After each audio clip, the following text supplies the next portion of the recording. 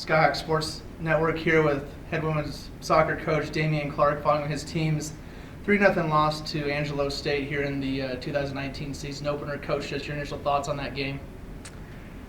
Obviously disappointed. You never are going to walk away feeling great about losing 3-0.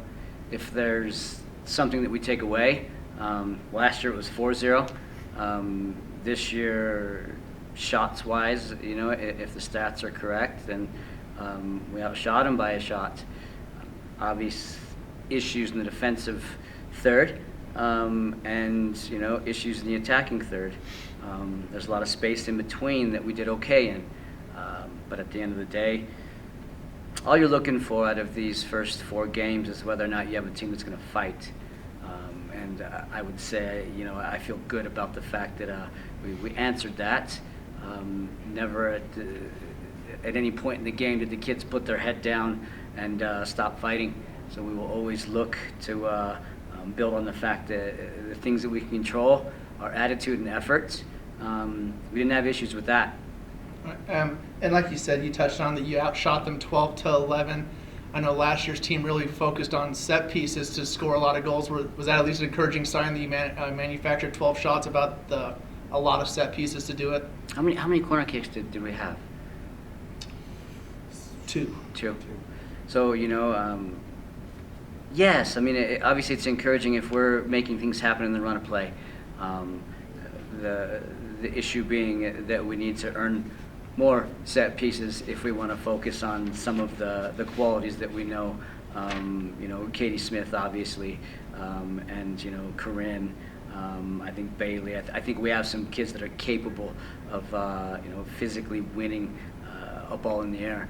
So disappointed that we didn't create a few more corners, but happy with the fact that we didn't give up a set piece. Last year in the first 20 minutes, it was 2 set pieces that undid us. I think this year, we got unraveled for just a couple of minutes in the second half. And when you're playing against a team that is used to being in the national tournament, used to competing at a high level day in and day out, that's enough to end a game. But I thought the response was exactly what we were looking for. Yeah, Coach. So, first opening 20 minutes, you got created chances, as did they. But, kind of the middle part of that second, first half where they scored those 2 goals, was it kind of just back-to-back, whoa, what the heck just hit our back line kind of thing? Yeah, it was in the midfield, so, one of their midfielders was overlapping wide as they were changing the point of the attack. So I think us over-focusing on the ball and being compact in that midfield shape, allowed a deep-lying midfielder to get around, and we didn't quite, we underestimated the athleticism of that player. It was the 24. She was more athletic than, the player that was wide of her in both situations. So understanding distance and where the ball's at, where the man's at, and the distance that you can cover as the ball is being passed is what's learned in a very impactful way there. So we'll fix that, and we're going to be a different team. I'm looking forward to Sunday.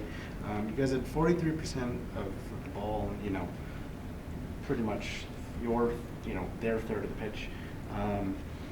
Going forward, is it kind of just finding that right through ball, right over the top ball for your attackers? Yeah, I think that we sometimes didn't anticipate the long balls that we were playing that they allowed to bounce.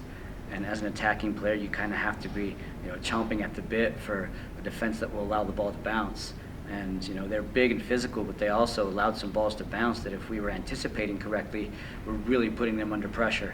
So I think we missed some of those opportunities and the combinations, you know what I mean?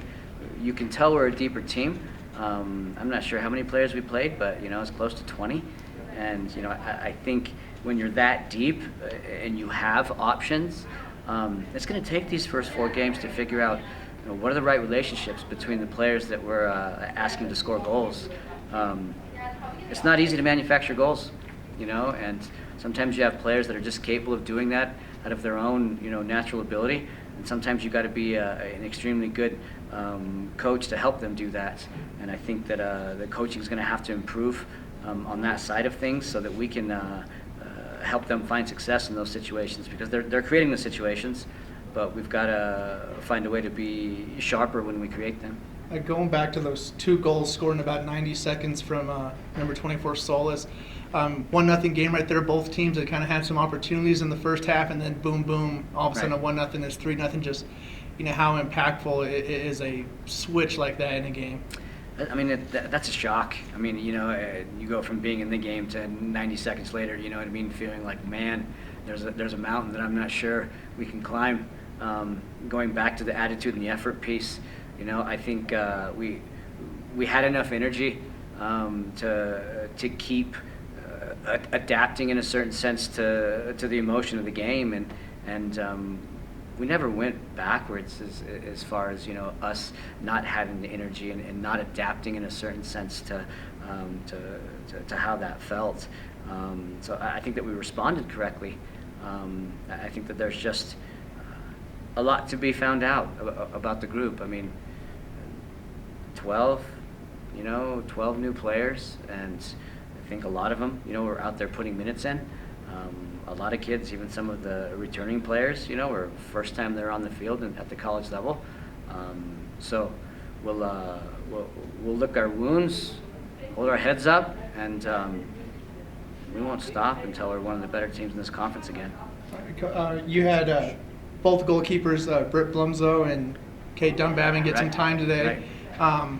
What you saw from them, and then also maybe some other bright spots that you did see today that you guys can build off of heading into Sunday.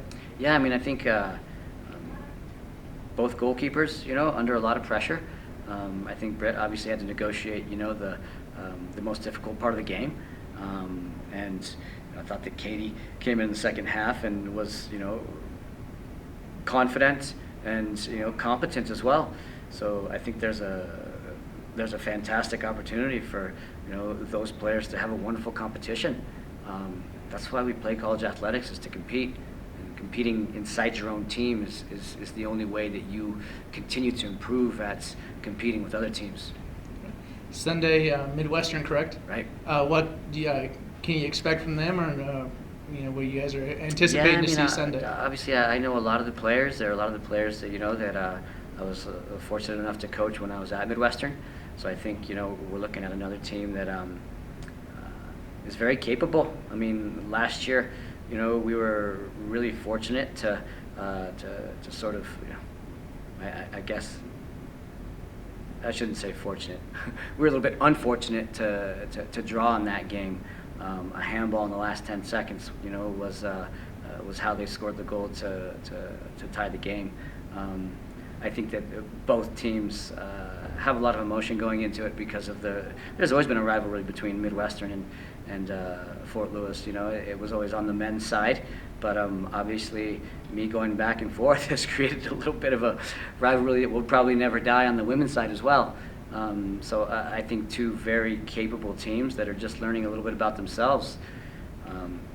Let's go.